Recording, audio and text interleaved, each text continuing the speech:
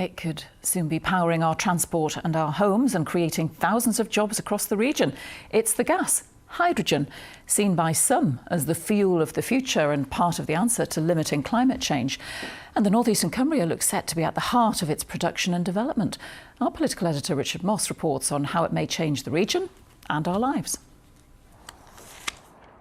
Hydrogen may be a big part of our future, but it's possible to sample a slice now.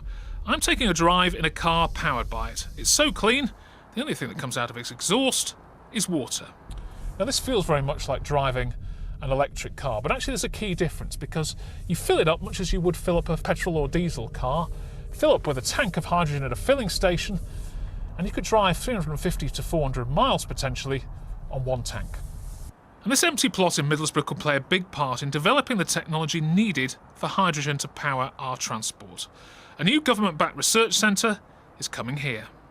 The Hydrogen Transport Centre will test things like hydrogen cars, hydrogen trucks, hydrogen ships, right the way through to planes and haulage and everything in between. And then the idea is we get local businesses to come in, use that technology, scale it up, employ people and produce really clean 21st century technology that will fight climate change.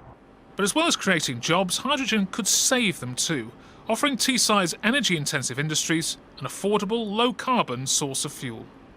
There's a role for electricity, but there has to be a role for hydrogen as well, because some of the problems we've got are just too difficult to solve otherwise. So big industries like steel, ceramics and cement really need an alternative fuel, and hydrogen can provide that option. And then there's hydrogen's potential to replace this, natural gas. Work is already taking place on introducing it into homes in Cumbria. Hydrogen isn't produced at scale yet in the UK, but as that expands, which will be over the next decade, people will be able to transition towards blends of hydrogen, which the current boilers can use, and then switch to 100% hydrogen. And so we think in the future, and by 2050, at least half of all the houses in Cumbria will need a hydrogen solution. All of this does, though, sound rather miraculous. And some do believe hydrogen is being oversold, with all of us likely to pick up the bill.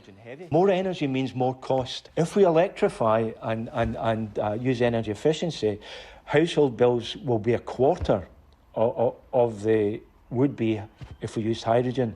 And transport costs will be, I think, approximately half if we choose the electrification battery route. But the revolution may still be coming. Hydrogen-powered trains could be tested on Teesside next year, with a plan to see them running on all of the area's local lines by 2023. Richard Moss, BBC Look North.